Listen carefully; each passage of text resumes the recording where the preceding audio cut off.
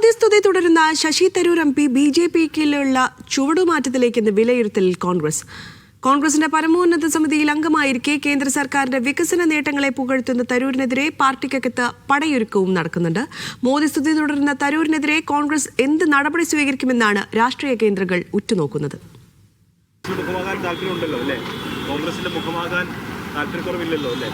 ഞാൻ ഒരു രാഷ്ട്രീയ ജോലി ചെയ്യാൻ ഒരു താല്പര്യക്കുറവില്ല. ഞാനൊരു MP അല്ലേ, ആ ജോലി ചെയ്യുന്നത്.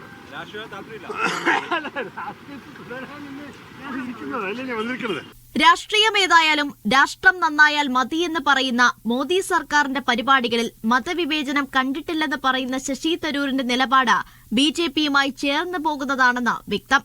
പ്രധാനമന്ത്രിയെ ഇടയ്ക്കിടെ സ്തുതിക്കുക മാത്രമല്ല, മോദി സർക്കാരിന്റെ വികസന പ്രവർത്തനങ്ങളെ അംഗീകരിക്കുകയും ചെയ്യുന്നു തരൂർ. കോൺഗ്രസ് നേതാക്കൾ ഒറ്റയായും കൂട്ടമായും ഈ നിലപാടുകളെ എതിർത്തപ്പോഴും യാതൊരു കൂസലുമില്ലാതെ മോദി സ്തുതി പാടൽ തുടർന്നുകൊണ്ടേയിരിക്കുകയാണ് തരൂർ. ഇന്നലെ കൊച്ചിയിൽ നടന്ന സ്വകാര്യ പരിപാടിയിലായിരുന്നു ഏറ്റവും ഒടുവിൽ തരൂർ മോദിയെയും കേന്ദ്ര സർക്കാരിനെയും തലോടിയത്. ഇത് തുടരുന്നതോടെ പാർട്ടിയിൽ നിന്ന് പുറത്താക്കപ്പെടുമെന്നാണ് തരൂർ കരുതുന്നത്. തരൂരിനെ അവഗണിക്കുക എന്നതായിരുന്നു ഇതുവരെ കോൺഗ്രസ് ദേശീയ നേതൃത്വം സ്വീകരിച്ച ലൈൻ.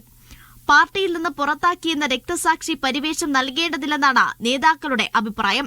എന്നാൽ തദ്ദേശ തെരഞ്ഞെടുപ്പ് ആസന്നമായിരിക്കെ മോദി സ്തുതിയിൽ മൌനം തുടരുന്നത് തിരിച്ചടിയാകുമോ എന്ന ചർച്ചയും കോൺഗ്രസിലുണ്ട്. യൂത്ത് കോൺഗ്രസ് സാമൂഹിക അക്കൌണ്ടുകളിൽ തരൂരിനെതിരെ വികാരം ഉയരുന്നുണ്ട്. പുതിയ സാഹചര്യത്തിൽ തരൂരിനെതിരെ കോൺഗ്രസ് നേതൃത്വം എന്ത് നിലപാട് സ്വീകരിക്കും എന്നാണ് ഏവരും ഉറ്റുനോക്കുന്നത്. മീഡിയ 1 കൊച്ചി.